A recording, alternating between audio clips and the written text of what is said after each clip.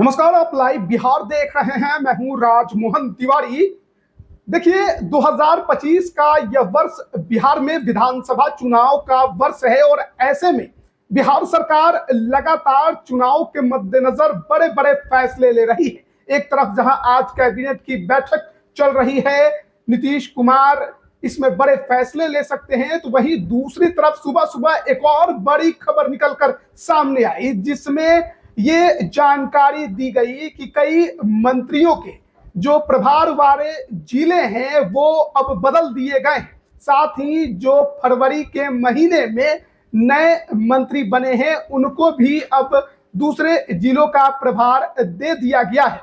आपको बता दें कि प्रत्येक मंत्रियों को कोई ना कोई जो जिला है उसका प्रभारी बनाया जाता है, ताकि वो विकास के योजनाओं की निगरानी कर सके। सरकार अच्छे से काम कर रही है, ग्राउंड पर वो उसका निरीक्षण कर सके, और इसीलिए लगातार हम देखते हैं कि जो भी मंत्री बनते हैं उन्हें किसी ना किसी जिले का प्रभारी मंत्री बनाया जाता है। और इसी कड़ी में अब सरकार ने बड़ा फैसला लिया है। खास बात इस फैसले की यह है कि डिप्टी सीएम विजय कुमार सिन्हा से भोजपुर जिले का प्रभार ले लिया गया है और अब वो मुजफ्फरपुर जिले के प्रभारी मंत्री होंगे। इसके साथ ही कई और पुराने मंत्रियों का जो जिले का प्रभार है उसमें भी बदलाव किया गया है। साथ ही जो नए मंत्री हाल ही में फरवरी के महीने में शपथ लिए थे उनको भी किसी जिले के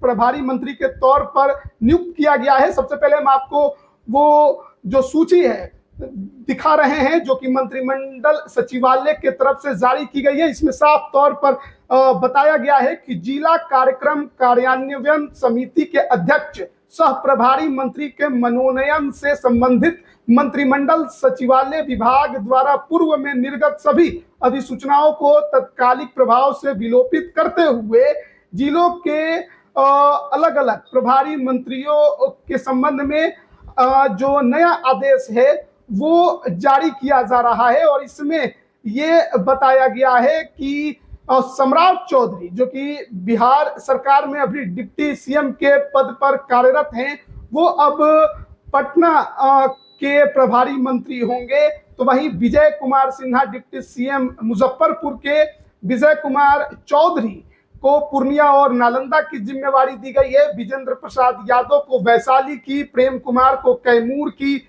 श्रवण कुमार को समस्तीपुर मधेपुरा की, संतोष कुमार सुमन को औरंगाबाद की, सुमित कुमार सिंह को सारण की, श्रीमती रेणु देवी को सिवान की, मंगल पांडे को दरभंगा की, नीरज कुमार सिंह को कटिहार की, अशोक चौधरी को सीतामढ़ी और जहानाबाद की, लेसी सिंह को मधुबनी, मदन सहनी को सुपौल, नितिन मिश्रा को बक्सर, नीतीश मिश्रा को अररिया, नितिन नवीन को बक्सर, महेश्वर हजारी को खगड़िया, शीला कुमारी को लखीसराय, सुनील कुमार को पूर्वी चंपारण, जनक राम को पश्चिम चंपारण, हरि सहनी को अरवल, कृष्णनंदन पासवान को गोपालगंज, जयंत राज को रोहतास, जमा खान को किशनगंज, रत्नेश सदा को जमुई, केदार प्रसाद गुप्ता को भोजपुर, सुरेंद्र मेहता को बांका, संतोष कुमार सिंह को भागलपुर। और इसके अलावा जो हाल ही में 7 मंत्रियों ने शपथ लिया था उसमें संजय सरावगी को बेगूसराय,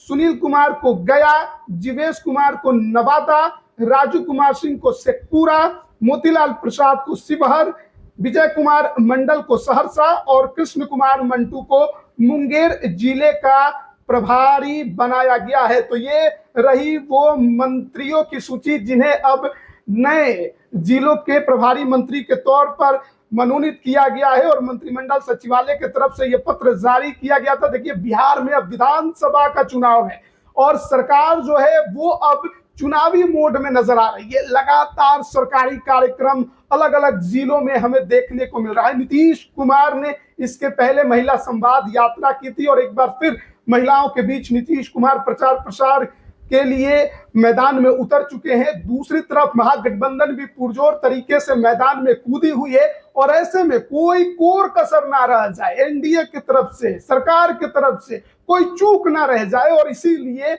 ये बड़ा जो बदलाव है वो किया गया है। और खास बात इस सूची की ये है कि इस बार जिस मंत्री को जिस जिले का प्रभार दिया गया है उसमें जाति बड़ा फैक्टर है।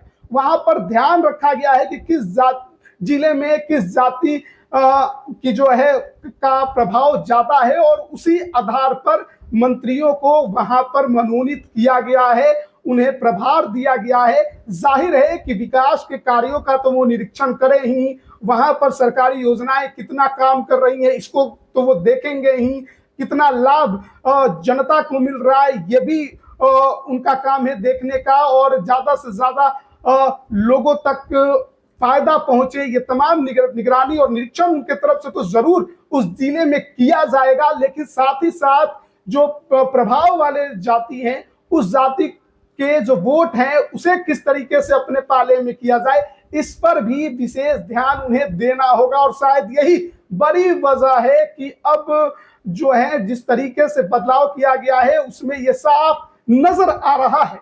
तो देखना होगा कि अब ये जो बदलाव हुआ है उसका कितना असर आगामी विधानसभा चुनाव में पड़ता है, ये मंत्री कितना काम करवा पाते हैं, सरकार योजनाओं को कितना धरातल पर उतार पाते हैं, किस तरीके से वो अब सरकार के योजनाओं का प्रचार उस क्षेत्र में करवा पाते हैं, ये तो देखने वाली बात होगी। लेकिन साथ ही वो कितना बड़ा वोट बैंक सरकार के पक्ष में कर पाते हैं ये भी आने वाले चुनाव में पता चलेगा।